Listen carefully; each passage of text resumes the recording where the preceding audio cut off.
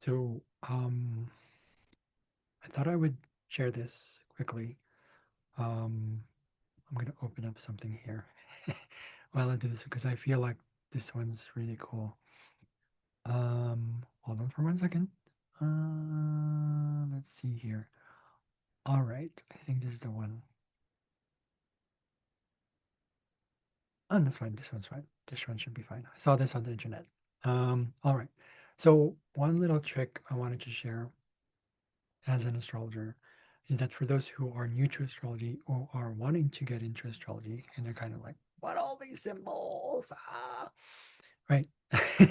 But at the same time, those who probably want some sort of like solution, meaning that there's something that can be done about it.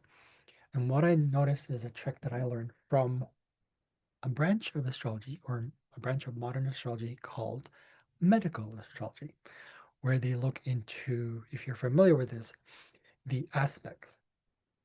So how do the aspects play their play a role in this? So first of all, what I noticed before is that whenever you do any sort of like reading in astrology, even if it's for yourself, the key is not to see it as or to practice that's the key to adapt yourself to seeing the symbols and the language itself and the concepts and the terminologies. They're just that. It's kind of like using the word, let's say, if we have a word, whatever language it is, like just the word understand. There's different ways to use it, right? Same thing in astrology. So you're using this concept, you're going in for this, for this, for this, for this, right? So same thing. So it's just a different way of speaking or a different way of relaying information. Is called delineating the chart, or it's basically interpreting it, but it's using that specific lingo. But it's not strictly that way. It doesn't have to be, you don't have to be completely using that language itself. Um, a lot of times when astrologers read, even I still do this, where we go into the actual definitions, and what happens is the non-astrologer will be like, what are they talking about? Right. So it takes practice to kind of step away from that, but you have to understand it first yourself. So that's why it does take practice. But it'll come in time. Just be present with it. Have fun. If symbology excites you, like for example, like when you do tarot or even runes, like you have these symbols. Yeah, I think astrology will also work for you. But here's the thing. So going back to the whole solutions is through the aspects, at least through the aspects. So what I noticed is that when you're talking about, let's say, opposing signs, what I'm going to do is I'm going to share a picture here. Okay, I saw this online. This one right here. And what I noticed was when you're talking about oppositions, right, we're usually referring to shadow. So in other words, what we resist. So if you're talking about, let's say, Aries, let's do this one. So we have Aries here, right? What happens is that, oh, that's a cute one. Its opposing sign, meaning its opposite sign, opposite sign is in Libra. So if you get to know the signs, usually that's the trick. Aries, right? She's about assertiveness, conquest, risk taking. They're kind of also into gambling, kind of like they also defend the underdog, that kind of stuff. Um, but what they don't like, and this is where the whole resistance can come through, is they don't really appreciate sort of like boring, peacemaking, sort of overly logical, non-emotional, logical sort of stuff. The things that pop out that come through in Libra. But it also comes through, let's say, if it's too much emotion, if they're too touchy and all that stuff. That kind of is Libra. But it also is in the square, meaning if you're learning about aspects, it's a square in Cancer as well. Or if they're too insensitive and kind of like not, very logical, overly logical to the point where it's just kind of controlling, or there's like boundaries being made, that's also kind of Cancer, but also through Capricorn. So you see how the squares also play a role in this one. Then there's also the technically quincunx. Quincunx is like 150 degrees in aspect. Again, for those who know what I'm talking about, right? So it's like 150 degrees to Virgo and also 150 degrees to, sorry, Virgo and into Scorpio. So what that usually would mean is that adaptation has to be made, right?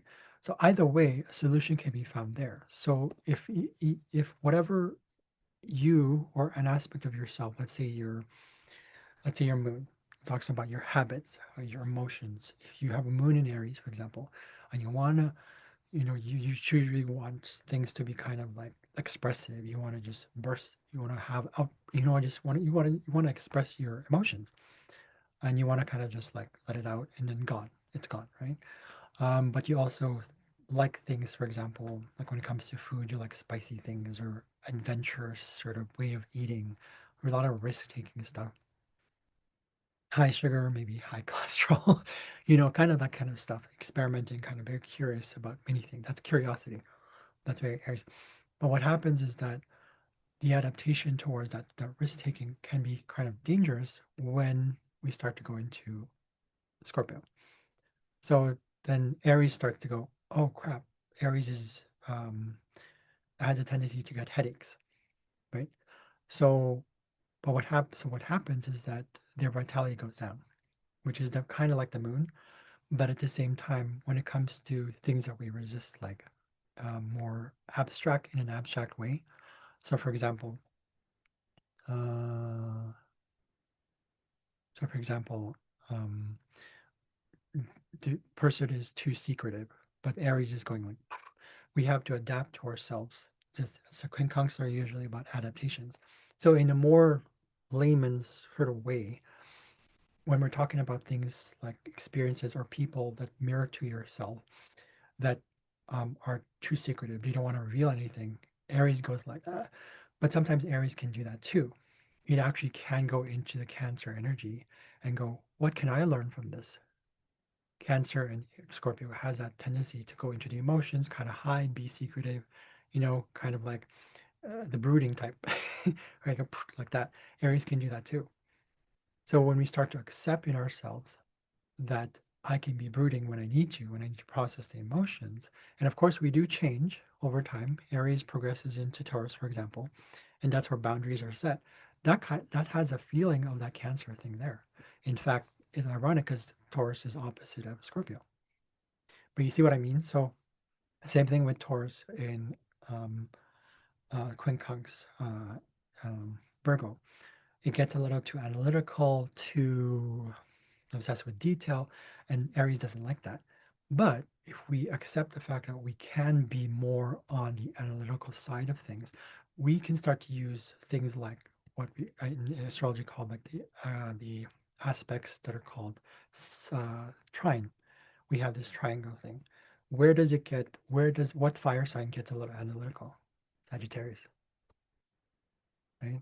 Which sign gets a little bit kind of more like proud of themselves? There's more to this than that, right? Or you can actually go into the other air signs, the sextile placements. So right here, Aquarius has a similar tendency that Virgo has, which is to go with scientific, analytical, maybe analysis paralysis or something like that. You can start to embrace that by applying it. Sextiles come naturally to us. Sextiles represent natural processing, just like trines do. But sextiles mean show us that there's some more effort needs to be put in. So that can be found in Aquarius if you're talking about, I don't want that, I'm resisting that one, right? Same thing with Gemini. That's also overthinking. So you see what I mean? So it can be found through just the signs themselves. If you're looking at your chart and if you're looking into a way to find a sort of a solution, this is kind of a way, and you'll start from there, right? So, anyways, if you have any comments, if you want to share something, comment down below. If you need anything help, let me know. Yeah, that's about it for now.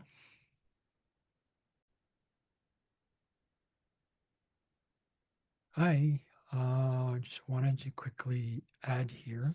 Um, if you're actually interested in being guided. I know that astrology can be sort of a self-study thing, but I find that um, if you need guidance, if you need support, I always do my best. I always offer my services in terms of how I can be a better support to you in terms of how you not only be able to read your chart right away, but also to kind of take it slow, that I do my best to try to cater it to your what I call learning styles. Um, I also just had lunch, sorry.